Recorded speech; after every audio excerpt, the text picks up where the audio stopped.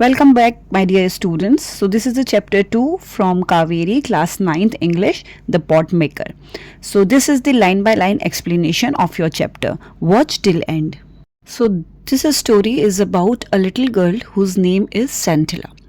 तो सेंटिला का जो पुश्तैनी काम था, यानी जो पुश्तैनी लोग काम करते हैं उनके पेरेंट्स करते चले आ रहे हैं, अब उसके बाद उसको भी कंटिन्यू करना होगा, वो था पॉट मेकिंग का। तो इसके बारे में ये पूरी स्टोरी है कि उसने किस तरह से पॉट मेकिंग सीखी और उसकी लाइफ में क्या क्या प्रॉब्लम्स आई थी, उसकी मदर की तरफ से या किसी और की तरफ से। Now I am starting with the chapter.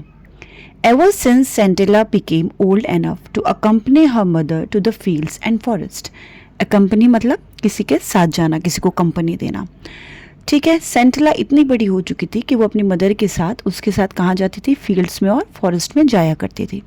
She began dreaming of becoming a pot maker like her mother and grandmother. अब इसकी मदर और grandmother already pot makers थी, तो मैंने आपको भी बताया ये इनका पुश्तैनी काम था। जिस तरह से उनकी मदर और grandmother already pot maker थी, इसी तरह से सेंटिला ने भी ये ड्रीम करना शुरू कर दिया था कि वो भी क्या बनेगी, एक पॉट मेकर बनेगी। However Andela her mother wanted her to become a weaver, लेकिन उसकी जो मदर थी वो चाहती ही नहीं थी कि उसकी बेटी सेंटिला जो है वो पॉट मेकर बने, बल्कि वो क्या चाहती थी, वो एक वीवर बने। वीवर कौन होता है, जो कपड़ा बनाता है। On days when she managed to stay at home while her parents went to the fields, Scintilla approached expert potter to learn the skills. अब जिस दिन सेंटिला घर में रहती थी, ठीक है, और उसके पेरेंट्स जो थे वो कहाँ जाते थे, फील्ड्स पे जाते थे, तो सेंटिला क्या करती थी, सेंटिला उन लोगों के पीछे से एक्सपर्ट्स के पास पहुंच जाती थी एक स्किल सीखने के लिए। यानी जो पॉट मेकर्स थे, स्किल्ड पॉट मेकर्स थे उस टाइम के, उस जगह के, वो उनके पास वहाँ पर पहुंच जाया करती थी और वो देखती थी किस तरह से पॉट बनाया जाता है। वो बहुत ध्यान से जाके उन्हें नोटिस करती थी। They were at first amused by the little girl's insistence, as they thought that she would soon outgrow her childish passion for the craft. अब जो यहाँ दे यूज़ किया है पॉट मेकर्स के लिए, जिनको वो देखने जाया करती थी, वो बहुत ज़्यादा हैरान हो जाते थे कि भाई इतनी छोटी सी बच्ची और इतनी कंसिस्टेंसी से उनके पास आती है और ये सब देखने के लिए। लेकिन वो क्या सोचते थे, वो सोचते थे कि जैसे जैसे वो बड़ी होगी उसका जो ये पैशन है ये ख़त्म हो जाएगा। आउटग्रोन मतलब यहाँ पे देखिए आपको मीनिंग भी दे रखा है, outgrown means to lose interest in something as one grows old. ऐसा होता है ना कि बचपन में बहुत सारे लोग होते हैं जिनको किसी चीज़ में इंटरेस्ट होता है और हमें लगता है कि अरे ये कितना ज़्यादा इंटरेस्ट ले रहा है इसमें, लेकिन जैसे जैसे वो बड़ा होता है उसका जो पैशन है वो उस चीज़ के लिए ख़त्म हो जाता है। तो इसी तरह से उनको भी लगा कि जैसे जैसे सेंटिला बड़ी होगी इस तरह से इसका जो चाइल्डिश पैशन है, यानी बचपन का जो ये पैशन है, ये इस क्राफ्ट के लिए वो ख़त्म हो जाएगा। Scintilla did not disclose her fascination with the pot making at home, as she had overheard a conversation between her parents one night. अब सेंटिला ने जो है इसका जो ये पैशन था, इसका जो ये बहुत ज़्यादा चाहत थी, फैसिनेशन बहुत ज़्यादा चाहत थी किस चीज़ को लेके, पॉट मेकिंग को लेके, वो उसने अपने घर में डिस्क्लोज़ नहीं की थी। डिस्क्लोज़ मीन्स किसी मतलब ओपन अप करना अपनी सीक्रेट्स को, उसने डिस्क्लोज़ नहीं की थी। क्यों?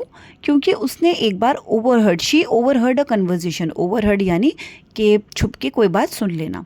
उसने एक बातचीत सुनी थी अपने पेरेंट्स के बीच में एक रात, उसके पेरेंट्स जब बात कर रहे थे तो वो बातें किसने सुन ली थी, सेंटिला ने। अब ओवर हेयर का मतलब ये होता है कि जानबूझ के सुनना नहीं, मतलब आप अचानक से किसी भी तरह से आप वो चीज़ें सुन लेते हो, जानबूझ के किसी चीज़ की पर्सनल कन्वर्सेशन ना सुनना, बट आप वहाँ से या गुज़र रहे हो या कुछ ऐसा सर्कमस्टेंसेस बन गए हो कि आप वो बातें सुन लो, उसको हम बोलते हैं over here. Her mother was complaining about Sentila's indifference to weaving.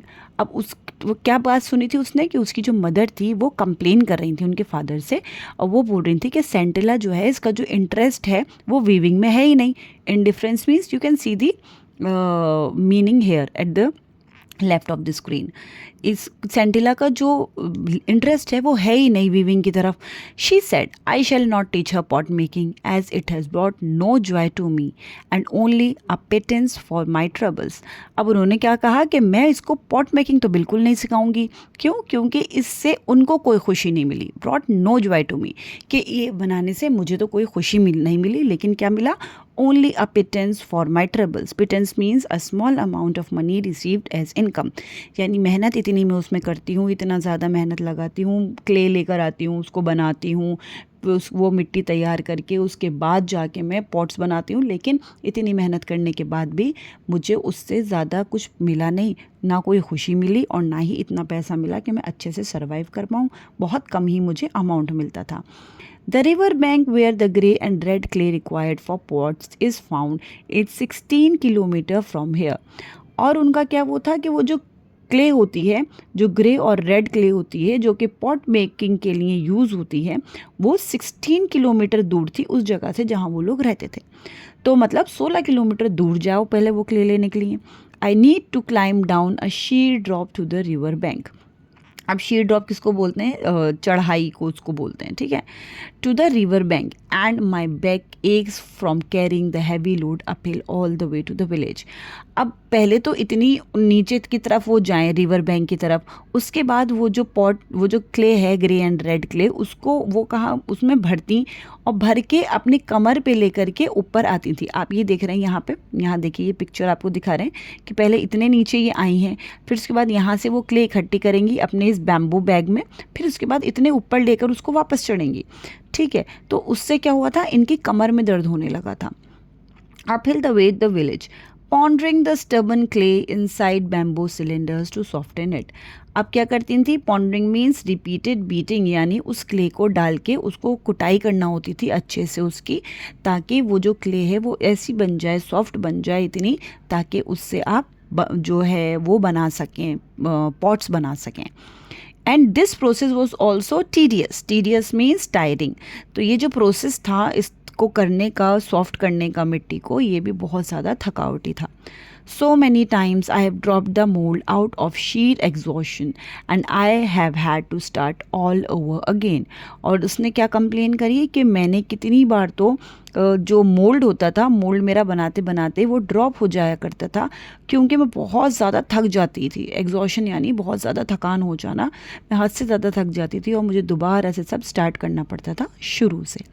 It takes months to bring out a batch of pots after so much labour. यानी इतना सारा काम करने के बाद महीनों लग जाते थे कि मैं एक बार में एक वो बैच तैयार कर लूँ पॉट्स का. एंड द रिवॉर्ड, और उसका क्या हासिल होता था उनको उससे? अ फ्यू रुपीज़, बहुत ही कम पैसा. But if Santella learns weaving, she can make much more money beside providing enough cloth for the family. लेकिन उनका क्या कंसर्न था कि सेंटेला अगर वीविंग सीख लेती है तो वो क्या करेगी, वो पॉट मेकिंग से ज़्यादा पैसा बना पाएगी और वो घर के लिए भी एनफ क्लोथ जो है वो प्रोवाइड कर सकती है. Weaving is not messy like pot making and can be done indoors in all seasons. Also, the time spent on weaving one shawl is much less than the return in handsome. अब इनका reason उस चीज़ का क्या था कि जो weaving है, weaving का वर्क है, वो इतना मैसी नहीं है जितना कि पॉट मेकिंग का वर्क होता है. और ये अंदर की तरफ भी किया जा सकता है, सारे सीजन्स में किया जा सकता है. पॉट मेकिंग सारे सीज़न में नहीं किया जाता, उसे सूखने के लिए टाइम लगता है, पॉट्स वहाँ से क्ले लाने के लिए टाइम लगता है, तो आप हर सीज़न में ये काम नहीं कर सकते. बट वीविंग आप कर सकते हो. Also the time spent on weaving one shawl, और जो टाइम की उन्होंने बात की कि जितना आप एक शॉल को वीव करने में लगाओगे टाइम, वो बहुत कम होता है. Much less and return in handsome, और उसका रिटर्न जो है वो भी काफ़ी अच्छा मिलता है, यानी पैसा जो है उसका काफ़ी अच्छा मिलता है पॉट मेकिंग से ज़्यादा, पॉट से ज़्यादा एक शॉल का पैसा काफ़ी अच्छा होता है. Centella continued her visits to watch the potters at work. She saw how the clay was mixed with water and pounded, how careful they were when they pushed their left hand into the lump of the softened clay, and how deftly they rotated the lump as they started giving shape to the rotating clay with the spatula held in the right hand. अब सेंटिला ने ये सारी बातें अपने parents से सुन ली थी, इस वजह से उसने कभी भी डिस्क्लोज नहीं किया था अपने घर में, और वो क्या करा, उसने कंटिन्यू रखा अपना वहाँ पर जाना, पॉटर्स के पास जाना, जहाँ पे पॉटर काम करते थे वहाँ पे जाना. क्यों? वहाँ पे जाके वो नोटिस किया करती थी. क्या नोटिस करती थी? How the clay was mixed, कि क्ले को वाटर के साथ मिक्स कैसे किया जाता है और उसको रखा कैसे जाता है जिस पे पॉट बनाते हैं. आप यहाँ पे देख रहे हो, तो ये सारी चीज़ें वो नोटिस किया करती थी. How careful they were when they push their left hand into a lump of the softened clay. और कितने ध्यान से वो अपना लेफ्ट हैंड जो है, वो जो लंप होता था मिट्टी का, उसके अंदर डालते थे अपना लेफ्ट हैंड और क्ले को किस तरह से सॉफ्ट करते थे. And how deftly, deftly means skilfully, कितने स्किलफुली वो रोटेट किया करते थे उस लंप को. अब ये लंप, जैसे यहाँ पे इन्होंने लंप बना लिया, ये इसके ऊपर रखा जाता है और फिर उसके बाद इसको रोटेट किया जाता है और ये पॉट की शेप दी जाती है हाथों की मदद से. ठीक है, तो लंप को वो अब मशीन पे रखकर और किस तरह से स्टार्ट करते थे उसको शेप देना, रोटेट करते थे क्ले को स्पैचुला की हेल्प से. स्पैचुला क्या होता है? स्पैचुला आप ये देखिए, ये एक पॉटर्स के पास एक टूल होता है जो कि वो शेप देते हैं पॉट को इससे. Held in the right hand, और राइट हैंड में उनके क्या होता था? स्पैटुला होता था. The regular tap tap of the spatula on the clay was music to her ears as she watched in fascination the pot emerging out of a shapeless lump right in front of her eyes.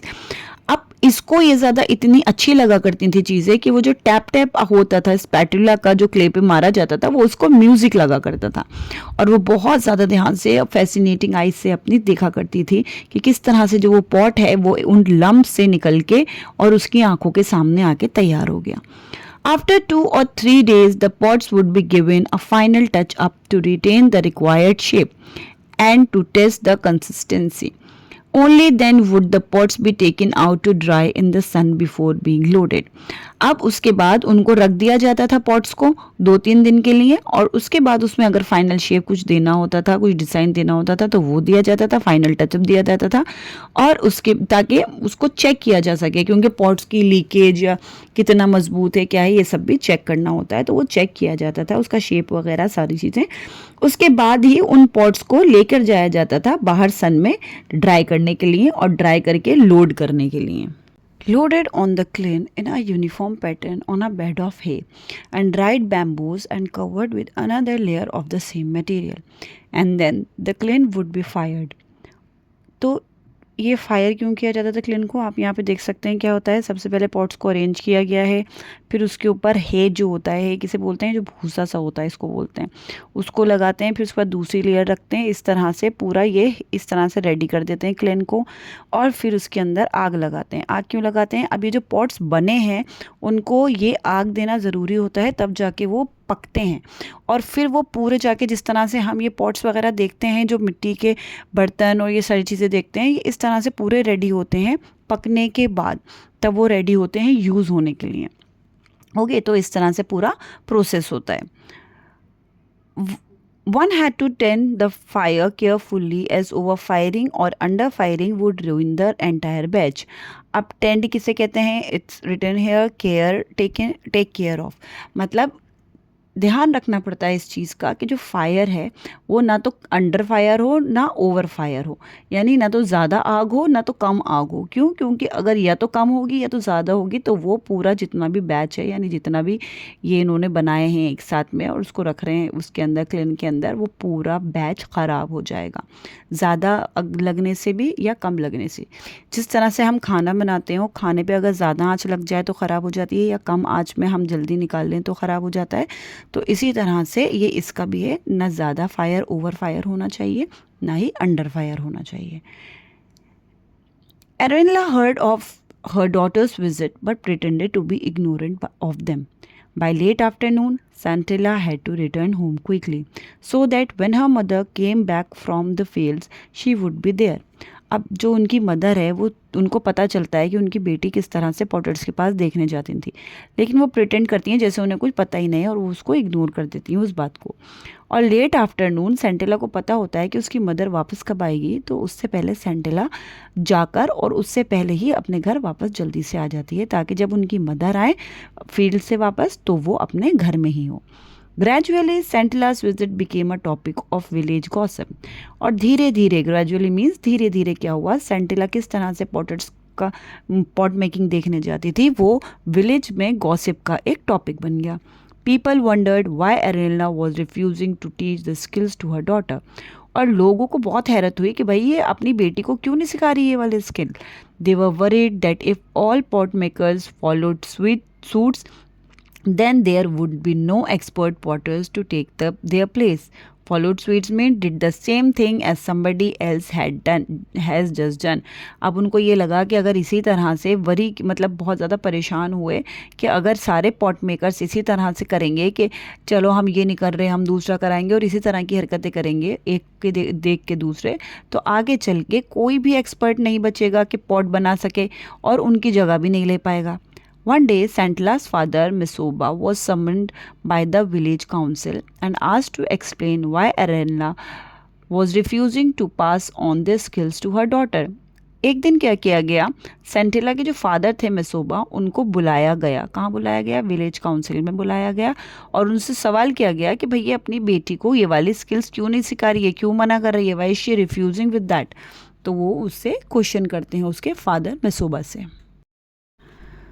अब मिसोबा को इस सब का जवाब तो देना ही था, तो उसने हम्बल टोन में, बहुत नरम टोन में उनको जवाब दिया. Uncles and elder brothers, Arena has never said that she will not teach our daughter pot making.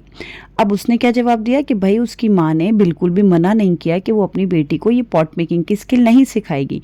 It is only that we wanted her to grow stronger after her illness. बस हम ये चाहते थे कि वो थोड़ी स्ट्रांग हो जाए अपनी बीमारी के बाद.